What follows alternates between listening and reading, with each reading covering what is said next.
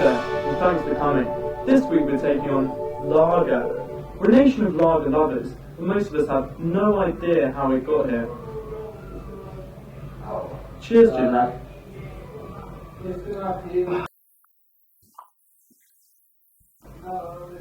I decided my first step to lager enlightenment was to brew it, do it, live it.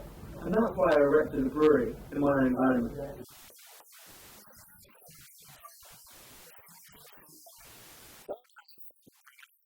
Malt,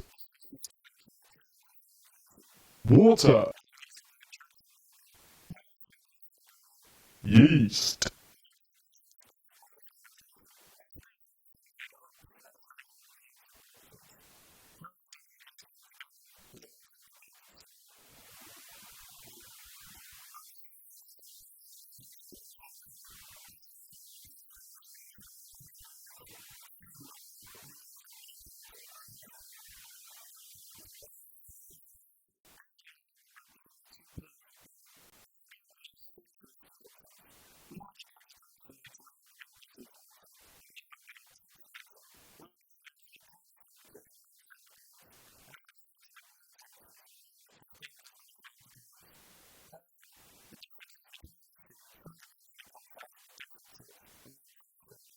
yeast,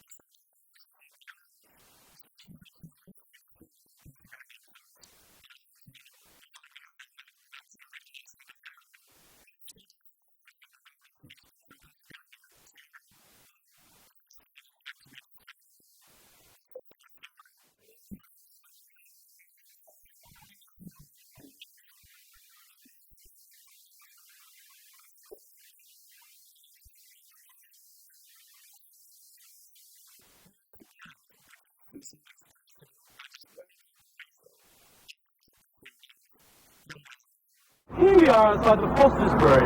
We're not down under, this is sunny Manchester. Whilst many assume that Foster's is Australia's quintessential export, Monty beer is actually very unpopular, representing only 0.03% of the lager consumed there. It's actually owned by British South African corporation Saab Miller. I'm struggling to see the authenticity in this label, and I've got 2020 vision.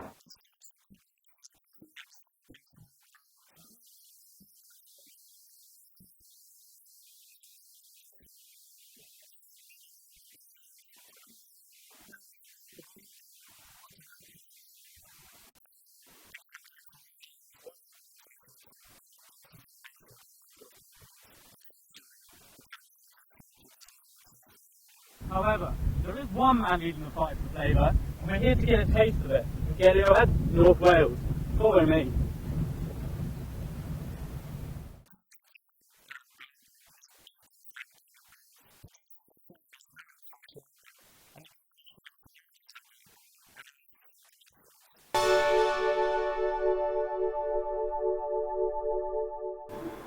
The big brewers really, their main motivation is of course profit, and which drives them to go ever and ever bigger scales.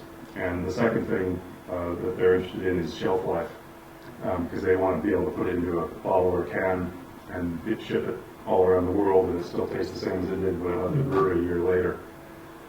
So they go to all kinds of tricks, like filtering and pasteurizing, even chemical additives occasionally that will stabilize it and keep it tasting good.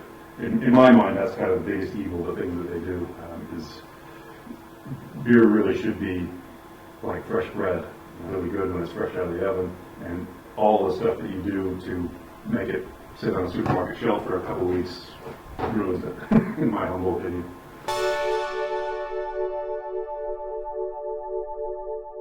There's a lack of high-quality lagers in this country, mostly because it's not really native to here. And organizations like Canada had huge success in promoting traditional real ale, the native style of these islands, and rightly so. I mean, it's a wonderful style, but I've always felt that it's kind of thrown the baby out with bathwater by demonizing all lagers as being, bad mass-produced cake stuff. Whereas if it's done right, traditionally with, without all the modern additives and tricks and filtering and pasteurizing, it can be as tasty and as interesting as a good British real ale. You're limited on the technology that you can employ to do that when you're a small brewer. I think there's a bit of education to say that, lagers can be good too, if they're fresh and if they're made carefully and not mass-produced. What people can do is appreciate that fresh beer is better, and therefore that means local beer is probably going to be better, provided the brewer knows what he's doing. Even when the brewer doesn't know fully what he's doing, I can testify the beauty of fresh local beer. Brave soldiers like Eric Geipel are leading the fight for flavoursome local lagers, but they need support from us to align lager brewing back to the traditional processes that made us fall in love with it in the first place. We can make the change by being more discerning as lager drinkers, questioning the big flavourless juggernauts, and start demanding what we deserve.